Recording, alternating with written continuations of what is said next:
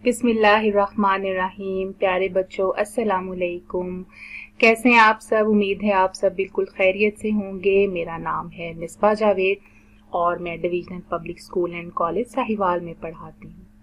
जी तो प्यारे बच्चों, आज का जो हमारा सबक है जो हम पढ़ेंगे वो है नज़्म नात। और आपने इससे पहले ये जो नज़्म है नात, इसकी आपने इसके अशार की तशरीह सीखी है, आपने इसके अल्फाज मानी भी देखे हैं। अब आज के इस सबक में हम ये देखेंगे कि इसकी जो मशक है, मशक के अंदर कौन कौन से ऐसे सवालात हैं कि जो आज हम उनका हल निकालेंगे, और ख़ास तौर पे जो हिस्सा ग्रामर के सवालात हैं उनकी हम बात करेंगे और देखेंगे कि हम उनको किस तरह से हल करते हैं। और ये जो आपका सबक है ये ताल्लुक़ रखता है जमात हश्तम से। तो आइए देखते हैं सबसे पहले कि आज का जो हमारा सबक है उसके तदरीसी मकासद क्या है। तो देखिए, सबसे पहली बात ये कि ज़बान व बयान में महारत पैदा होगी इस सबक को पढ़ने के बाद, और आप इसमें जितने भी वाहद जमा हैं, मुज़क्कर मोनस हैं, अल्फाज मुतज़ाद हैं, वो सब आप सीखेंगे कि उनको किस तरह से हल करना। फिर आप एराब नवीसी भी इसमें सीखेंगे। तो आइए चलते हैं, हम देखते हैं कि ये जो नज़्म नात है इसकी मशक के अंदर जो सवाल नंबर 4 है हम वहां से शुरू करेंगे।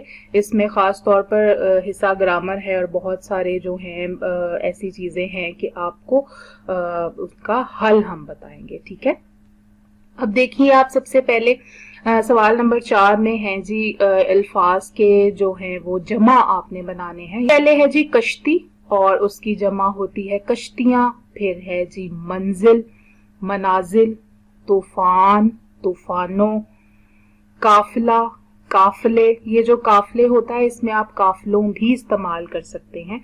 मरकज, मराकज। इसके बाद आप देखिए कि सवाल नंबर 5 जो है यहाँ पर आपने जुमले बनाने हैं। हाँ जी, जुमले बनाने हैं और ये जुमले आपने खुद बनाने हैं। यहाँ पर मैं आपको देखिए मिसाल के तौर पर ये जो हमारे पास अल्फाज हैं, तौहीद, काफिला, पैगाम, मुद्दत, मंजिल, इन सारे अल्फाज में मैं आपको एक मिसाल दे रही हूँ। जैसे कि तौहीद है तो वहाँ हज़रत सल्लल्लाहु अलैहि वसल्लम ने शम्माए तौहीद रोशन की। जी तो प्यारे बच्चों, अब हम बढ़ते हैं सवाल नंबर 6 की जानिब। और हमारे पास जो सवाल नंबर 6 है उसमें हमने मुज़क्कर और मोनस को अलग अलग करना है। हमें अल्फाज दिए गए हैं और हमने मुज़क्कर अल्फाज और मोनस अल्फाज जो हैं उनको अलग अलग करना है। अच्छा, यहाँ पर मैं आपको ये भी बताऊंगी कि इसका तरीका क्या होता है, हमें कैसे पता चलेगा कौन सा लफ्ज मुज़क्कर है और कौन सा लफ्ज मोनस है। अब आप देखिए, पहला जो लफ्ज है पैगाम, तो पैगाम मुज़क्कर क्यों है? अगर आप इसको खुद जुमले में इस्तेमाल करके देखें, ये बड़ा आसान सा हल है। बसा औकात ऐसा होता है कि हमें किसी लफ्ज के बारे में पता ही नहीं चल रहा होता कि ये मुज़क्कर है या मोनस है। तो उसका एक बड़ा ही आसान हल है कि आप वहां पर उस लफ्ज को किसी भी जुमले में इस्तेमाल करके देख लीजिए। जैसे पैगाम है तो पैगाम पहुंचाना, पैगाम पहुंचाया जाता है, पहुंचाई नहीं जाती। तो देखें, मैंने उसे पैगाम दिया, तो का के की वगैरह का इस्तेमाल करने से भी हमें मालूम हो जाता है कि ये जो जुमला है, जो ये लफ्ज है, ये मुज़क्कर है या ये मोनस है। अब आप ये देखिए, जैसे मरकज है तो मरकज जो है वो हमेशा मुज़क्कर इस्तेमाल किया जाता है। इसी तरह से काफिला है, मैंने एक काफिला देखा, देखी नहीं होता, देखा, तो इसलिए हमें पता चलता है कि ये मुज़क्कर है। मरकज इसी तरह किसी भी दायरे का मरकज होता है, मतलब वो होती नहीं है, होता है। इसी तरह से देखिए मोनस में आप शमा है तो शमा जलती है हमेशा, तो ये मोनस है। इसी तरह बज़्म, बज़्म हम कहते हैं महफिल को, तो बज़्म सजाई जाती है, तो ये भी मोनस है। इसी तरह से मंजिल है तो मंजिल करीब आ गई।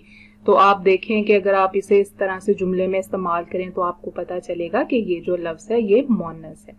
चलिए प्यारे बच्चों, अब हम बढ़ते हैं सवाल नंबर 7 की तरफ। हाँ जी, ये है जी सवाल नंबर 7 और यहाँ पर आपने लिखना है खुलासा।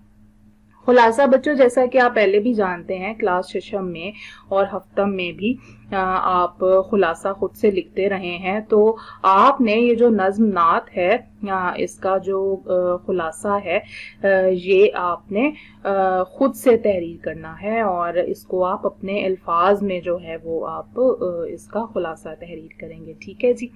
اب آپ دیکھیے آگے جو سوال نمبر 8 ہے، تو سوال نمبر 8 کے اندر ہم نے یہاں پر بہت سارے الفاظ دیے ہوئے ہیں اور ہم نے ان الفاظ کو ان کے متضاد سے ملانا ہے۔ یہ آپ اس کی مشق میں جب اس کے سبق میں آپ دیکھیں گے تو اس کی مشق میں یہ دونوں طرح کے الفاظ آپ کو دیے ہوئے ہیں، آپ نے صرف درست اس کے الفاظ کو اس کے متضاد سے ملانا ہے۔ اب آپ یہاں پر دیکھیے پہلا لفظ جو دیا ہوا ہے وہ اجالا ہے، تو وہ ملے گا اندھیرا سے، اور آگے ہے جلانا، بجھانا، نزدیک، دور، جاگنا، سونا، توحید، شرک، دنیا، آخرت۔ آگے آپ دیکھیے جی آ جاتا ہے سوال نمبر 9۔ سوال نمبر 9 جو ہے وہ ہے اعراب کی مدد سے تلفظ واضح کریں، اعراب جو کہ آپ کو ہمیشہ مشکل لگتے ہیں۔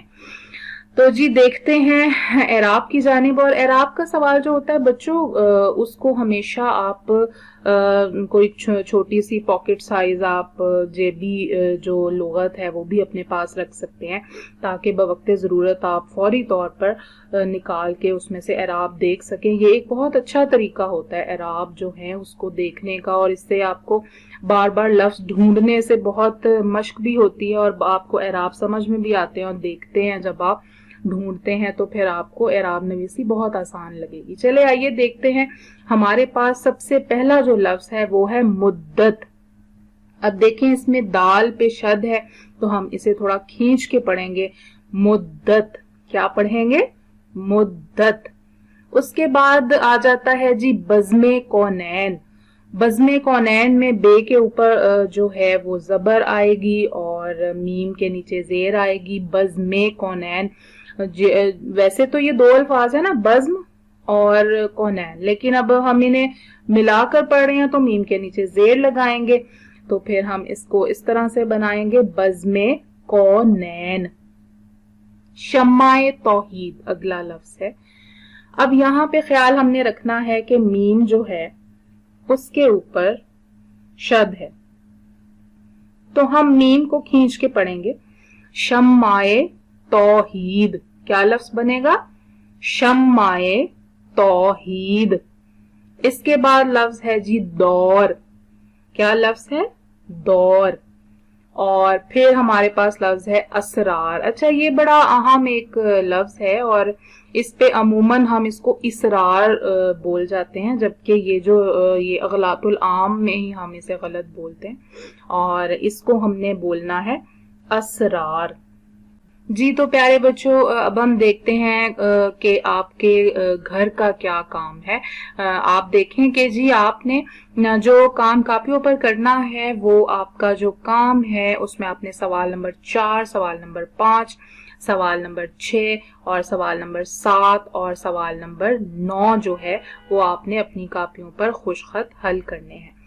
آپ نے سوال نمبر 4، 5، 6، 7 اور 9 ان سوالات کو آپ نے خوش خط اپنی کاپیوں پر حل کرنا ہے، اور آپ نے صاف ستھری لکھائی کرنی ہے، آرام آرام سے لکھنا ہے، اور جو اس کا خلاصہ ہے اسے آپ اپنے الفاظ میں تحریر کریں۔ یہ جو سوال نمبر 7 ہے وہ خلاصے کا ہے، اور سوال نمبر 9 جو کہ اعراب ہے اس کو بھی آپ نے دھیان سے دیکھنا ہے۔ سوال نمبر 4 اور 5 اور 6 یہ تو آپ کو پتہ ہے واحد جمع ہے، متضاد ہیں، یہ بھی بہت آسان ہے۔ ان سارے سوالات کو آپ خوش خط طریقے سے اپنی کاپیوں پر لکھیے، اور ساتھ میں آپ نے اسے یاد بھی کرنا ہے، اور اللہ تعالی ہم سب کو اپنی حفظ و امان میں رکھیں۔ اب آپ مصباح جاوید کو اجازت دیجیے، اللہ نگہبان۔